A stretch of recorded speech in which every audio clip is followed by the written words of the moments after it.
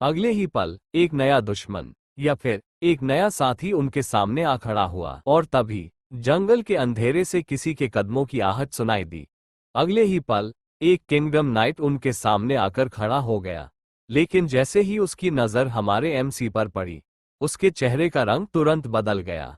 MC ने तुरंत अपनी स्पेशल एबिलिटी एक्टिवेट की और एक ही पल में उसे सब कुछ समझ आ गया।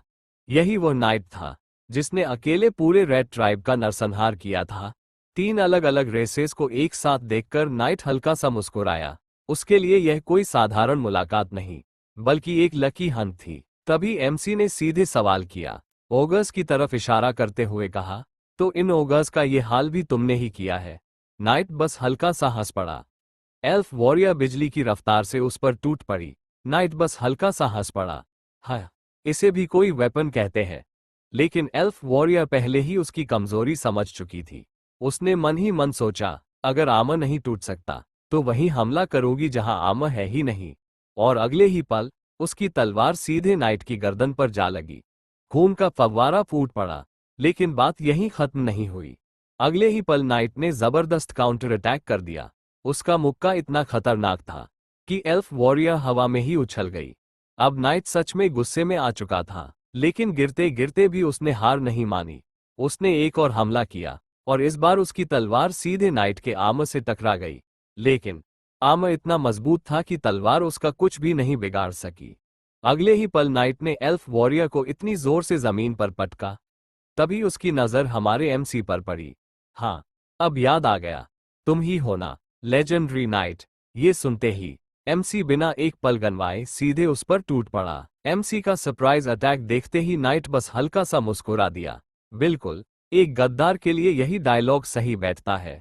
लेकिन उसके इतना कहते ही वुल्फ वॉरियर बिजली की रफ्तार से पीछे से आए और अपने नुकीले पंजों से नाइट की बाजू को चीर दिया। लेकिन नाइट भी कोई साधारण इंसान नहीं था। उसने अपनी स्किल एक्टिवेट कर दी, अर्थ गैदरिंग। अगले ही पल जमीन के पत्थर और मिट्टी हवा में उठने लगे। देखते ही देखते वे सब मिलकर एक विशाल पत्थर के दानव का रूप लेने लगे और वो विशाल हमला सीधे वुल्फ वॉरियर की तरफ बढ़ गया। लेकिन वुल्फ वॉरियर डरने की बजाय सीधे उसी अटैक की तरफ दौड़ पड़ी और अगले ही पल उसने अपनी जबरदस्त स्पीड और नुकीले क्लॉज से उस विशाल पत्थर के हाथ को पलक झपकते ही टुकड़े टुकड़े कर दिया। नाइट को यकीन ही नहीं हो रहा था कि बीस्ट ट्राइब की एक वॉरियर इतनी ताकतवर हो सकती है। तभी वुल्फ वॉरियर ने नाइट पर एक और बिजली जैसी रफ्तार से हमला कर दिया। लेकिन एक बहुत बड़ी प्रॉब्लम थी। बीस्ट वॉरियर का ये शक्तिशाली ट्रांसफॉर्मेशन हमेशा के लिए नहीं था। उसकी पावर की एक टाइम लिमिट थी और वह तेजी से खत्म होती जा रही थी। नाइट ने इसी मौके का फायदा उठाया और एक और विशाल स्टोन फिस्ट उसकी तरफ भेज दिया। इस बार बीस्ट वॉरियर बच नहीं पाए। एक जबरदस्त धमाके के साथ वो दूर जाकर एक पेड़ से टकरा गई। सबको लगा कि शायद बीस्ट वॉरियर की कहानी यहीं खत्म हो गई। लेकिन धूल हटने के बाद वहां पर एल्फ वॉरियर खड़ी थी। नाइट ने उसे आखिरी बार सरेंडर करने का मौका दिया, लेकिन एल्फ वॉरियर ने बिना डरे जवाब दिया, अगर तुम मुझे झुकाना चाहते हो तो मेरी जान लेनी पड़ेगी। अगले ही पल एल्फ वॉरियर ने अपनी पूरी ताकत से एक और जानलेवा अटैक कर दिया, पर उसके अटैक से पहले ही नाइट ने उसे गले से पकड़ लिया। एल्फ वॉरियर की आंखों से आंसू निकल पड़े। फादर, मुझे माफ कर दीजिए। जब सबको लगा कि डार्क एल्फ वॉरियर अपनी आखिरी सांसें गिन रहा है, तभी हमारे एमसी ने जोर से पुकारा, डार्क एल्फ, और बिना एक पल गनवाए उसने अपना स्पेशल डैगर पूरी ताकत से उसकी तरफ फेंक दिया। वह डैगर सीधे डार्क एल्फ वॉरियर के हाथों तक पहुंच गया। उस डैगर से इतनी ज्यादा डार्क माना निकल रही थी कि उसका पूरा शरीर उसी एनर्जी से भर गया। लेकिन अगले ही पल डार्क एल्फ वॉरियर ने अपनी बची हुई सारी ताकत उस डैगर में समा दी और अगले ही पल उसने अपनी अल्टीमेट टेक्निक एक्टिवेट कर दी, डार्क स्लैश। एक विशाल काली एनर्जी ब्लेड बिजली की रफ्तार से नाइट की तरफ बढ़ी। पहली बार उसके चेहरे पर घमंड की जगह दर्द दिखाई दे रहा था। मैं एक नीची रेस से हार गया। तभी एमसी आराम से उसके पास आया और अपनी तलवार उसकी गर्दन पर रख दी। मुझे तुम्हारे किंगडम के बारे में बहुत सारे सवालों के जवाब चाहिए। एमसी ने बिना वक्त गंवाए पहला सवाल पूछा, तुम्हारे किंगडम में कुल कितने सोल्जर्स हैं? आर्चर्स और इन्फैंट्री को मिलाकर लगभग 3000 से थोड़ा ज्यादा। एमसी ने तुरंत दूसरा सवाल दाग दिया, और ये सब्जुगेशन फोर्सेस आखिर किस लिए बनाई गई है? नाइट कुछ पल के लिए चुप हो गया। उसने बताया कि कुछ समय पहले सीनियर नाइट को राजा ने एक सीक्रेट मिशन सौंपा था। हमें और ज्यादा पावरफुल वेपन्स चाहिए। किंगडम के आसपास जो भी मिले सब कुछ तबाह कर दो और उन्हें ढूंढ कर ले आओ। इस आदेश के बाद सबजुगेशन फोर्सेस हर जगह एनहांसमेंट स्टोन्स की तलाश में निकल पड़ी। नाइट अब एमसी के इरादे समझ चुका था।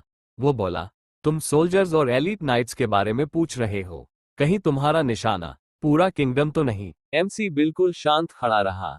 मुझे जितना जानना था उतना पता चल। नाइट हल्का सा हंस पड़ा, लेकिन अगले ही पल वो बोला, तुम एक बात गलत समझ रहे हो। किंगडम में सिर्फ 2 नहीं बल्कि उससे भी ज्यादा एलीट नाइट्स है।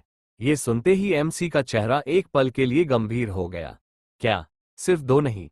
उसके दिमाग में पूरे गेम की जानकारी घूमने लगी। मतलब कम से कम 4 रैंक लेवल के नाइट्स, या शायद उससे भी ज्यादा। एमसी के होश उड़ गए। उसने सोचा, ये किंगडम तो अल्ट्रा हेल डिफिकल्टी से भी कई गुना ज्यादा खतरनाक है। लेकिन इससे पहले कि एमसी कुछ और पूछ पाता, स्विश, जंगल के अंदर से बिजली की रफ्तार से एक तीर सीधा उसकी तरफ आया। एमसी को लगा था कि सिर्फ एक तीर है, लेकिन अगले ही पल पूरा आसमान तीरों की बारिश से भर गया।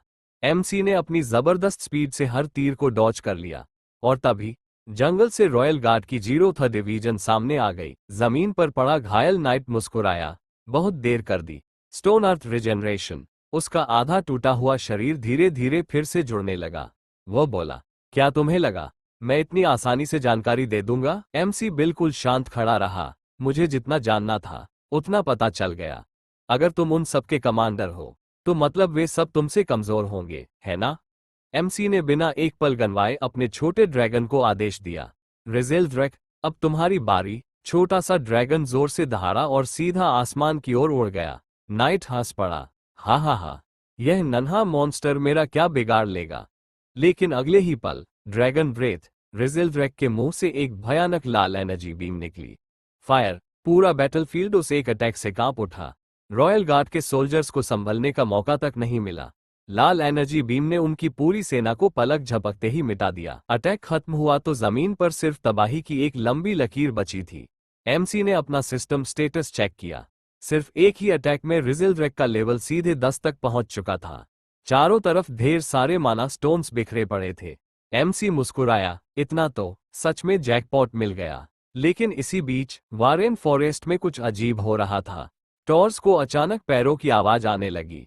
थोड़ी देर बाद वहां पर रात ट्राइब एमसी का नक्शा लेकर पहुंच गई।